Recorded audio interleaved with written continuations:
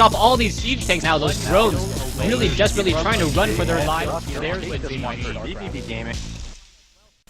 Alright, so it looks like Game 4 now getting underway. There's the countdown, 3 seconds to go, and it is going to be a Zerg versus Protoss on MLG Metalopolis. iSinsur being the Protoss killer, taking down Rocker, and now we'll have to go through DaiSuki on what a lot of players believe to be a very Zerg-friendly map, and it is going to be full cross spawns here on Metalopolis.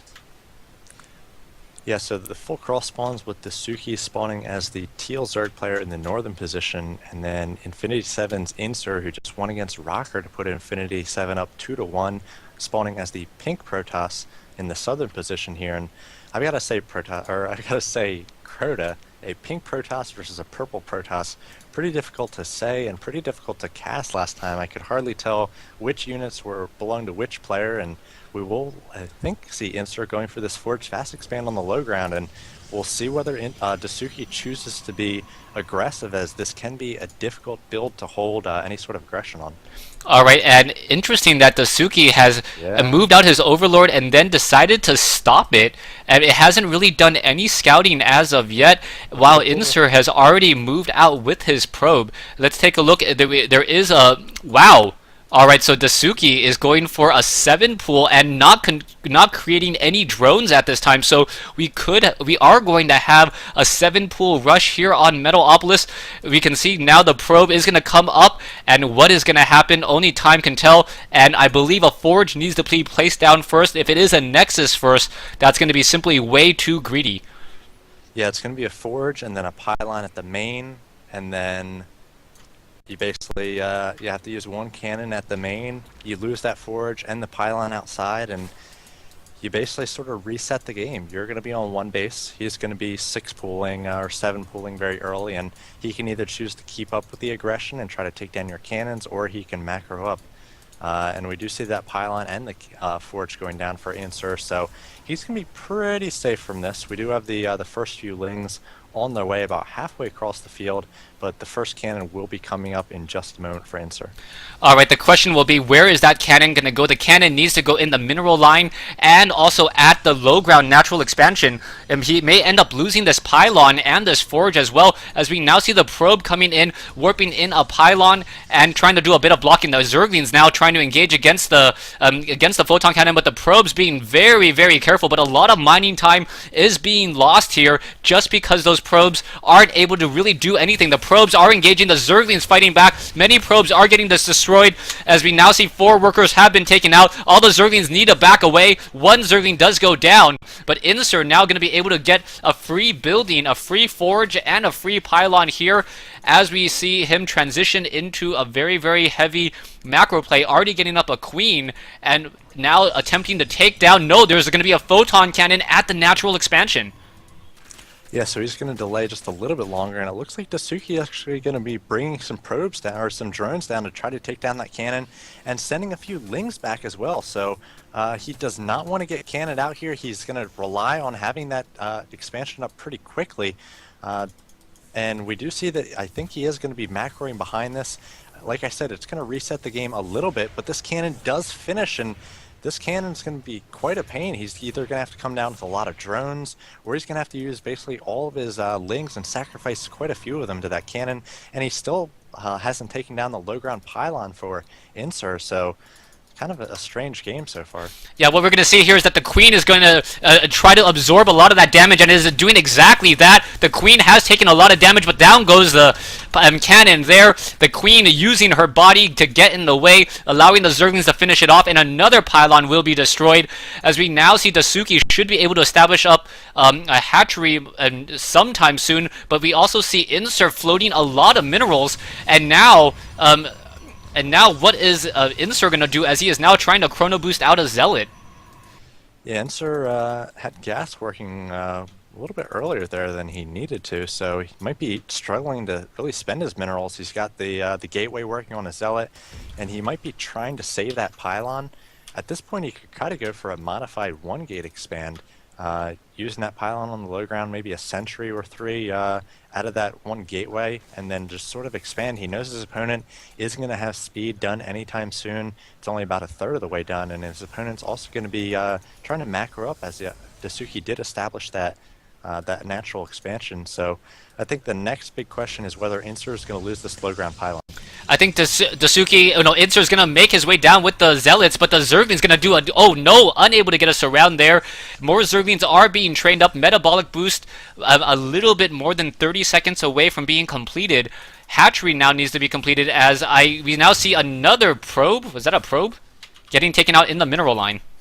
And we've got a lot of lings on the way as well. 10 on the way already. We've got 11 on the field, so 22 lings. He's definitely going to lose this low ground pylon, and unless we see iNSur come out with a few more sentries, he's going to lose perhaps his main as well. There's 1 sentry, so 1 force field is available, but once DaiSuki comes out with this big pack of lings, now that speed is done, he's going to put a lot of pressure on his Protoss opponent. Yeah, the Zerglings now trying to push their way in, unable to do any of that, as a probe now makes its way down and now sets up a forge, trying to re-establish this forge fast expansion.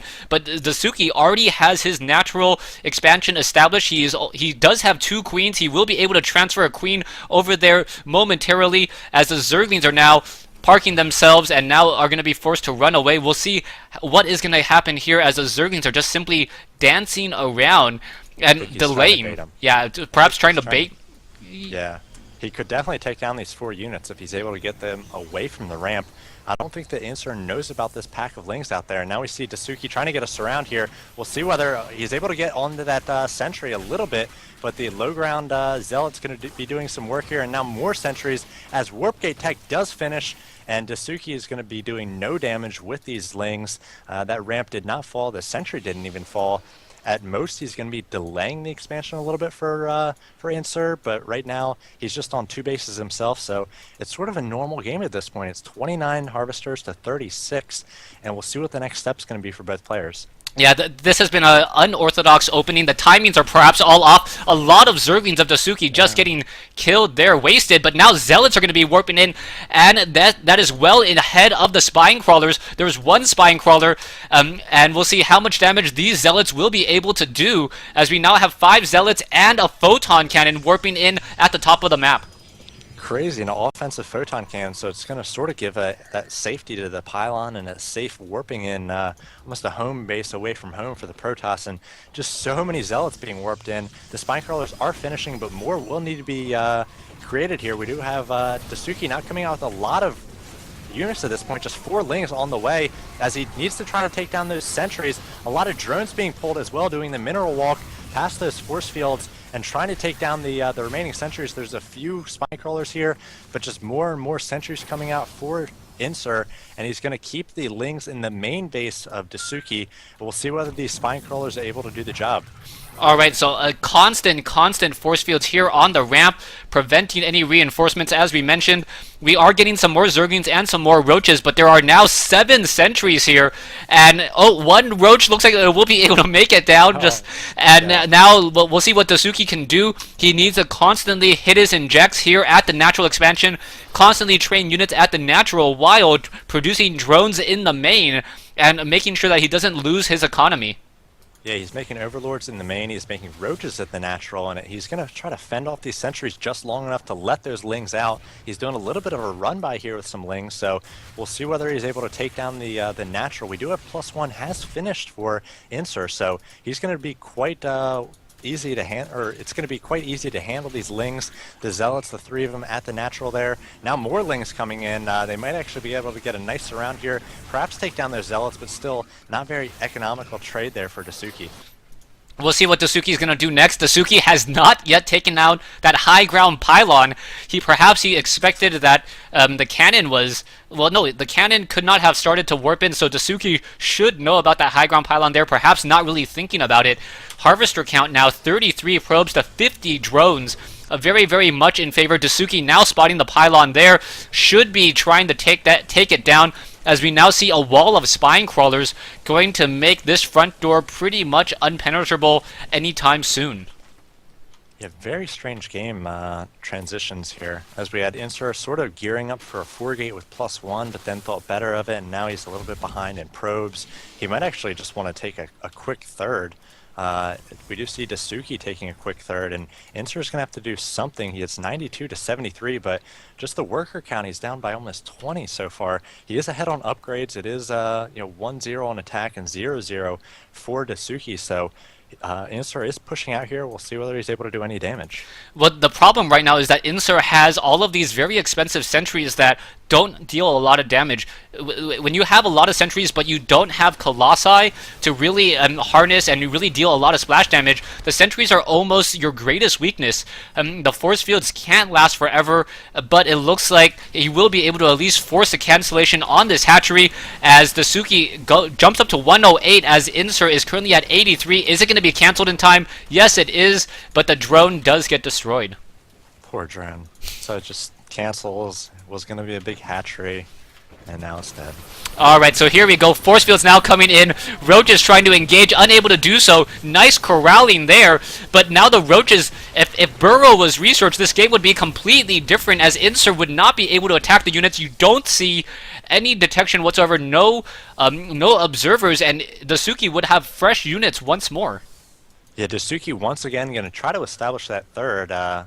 iNsiur was able to make that third cancel, so that was a pretty big win by him. He's still behind almost 40 supply, 87 to 122, and as DaiSuki comes out with more and more Roaches and wants speed and +1/+1 finishes, he's going to have a pretty sick timing and a pretty sick advantage here to take advantage of. Yeah, the Roaches are now attempting to run away. A couple force fields enough. Always a good thing for Protoss to trade energy for units. Perhaps one of the easier races to do so, as you see DaiSuki now canceling another base. Level 2 weapons upgrade about to complete. Glio reconstitution needs another 5 or 6 seconds, and as soon as these upgrades complete, this is going to be a completely different game, as iNsiur may be forced to retreat, as the Roaches are going to be able to keep track and stay up with those sentries. Yeah, so Roaches do have 1-1, and they've got speed as well, so they're going to be able to quickly get past these force fields as there's not a complete wall off. And DaiSuki is going to try to focus down these sentries, as that's the big power of the Protoss ball at this point, is in those force fields and that blink. But now we do see DaiSuki with superior upgrades, actually equal upgrades, 1-1, but just a superior army chewing through these stalkers, and he takes down the majority of the army of iNsiur. It's 119 to 61, almost double the supply for DaiSuki. He does have the third established, and I'm not sure that iNsiur really has a second step to this here. He does have his blink complete, and +2 is about to finish, but he's got no other tech on the way. He's got no third on the way. He's still behind by about 15 harvesters. He's in trouble. Yeah, definitely in trouble. As you see, an Overseer is joining in on the fight. The Overseer needs to back off, though. It's going to get picked apart by those Stalkers. Roaches engaging in a bad location. Stalkers chasing after Roaches, but Roaches significantly faster on creep. Almost the movement speed of a Hellion for Roaches while on creep, as the Stalkers think twice about engaging on creep, and we now finally see a robotics facility coming into play.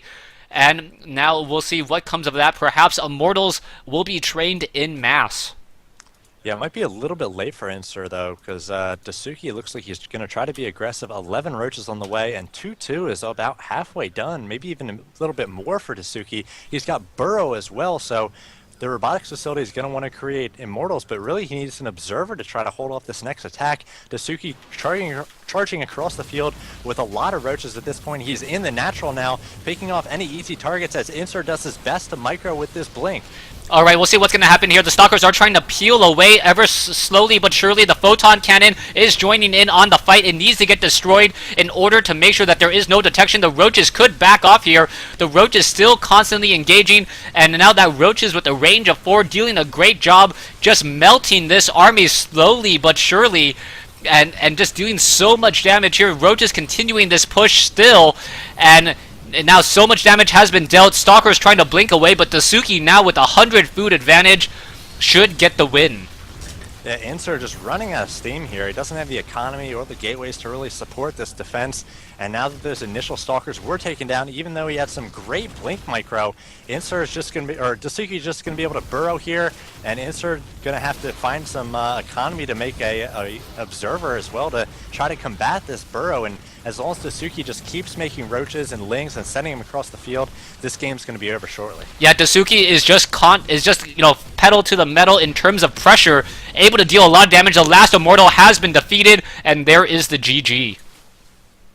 Wow, so 2-2 DaiSuki coming to play tonight, and he was able to take down iSinsur after iSinsur was able to take down Rocker, and so back and forth, each team sort of taking a game here, then dropping one, and evening things up at 2 games apiece.